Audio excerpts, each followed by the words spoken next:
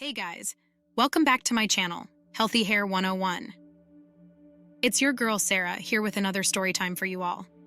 So today, I want to talk about something that I think a lot of us struggle with, and that's protecting our hair from pollution.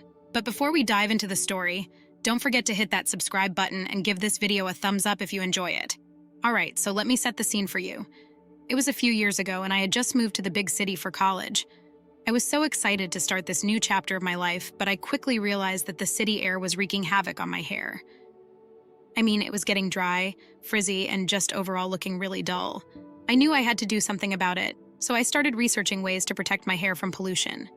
One of the first things I learned was that it's super important to keep your hair clean. I started washing my hair more frequently, but I made sure to use a gentle, sulfate-free shampoo to avoid stripping my hair of its natural oils. I also made it a point to deep condition my hair at least once a week to keep it moisturized and healthy.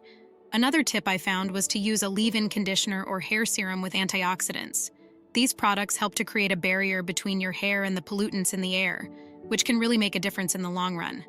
I also started wearing my hair up in a bun or a braid when I was outside to minimize its exposure to pollution. One of the most important things I learned, though, was to invest in a good air purifier for my apartment.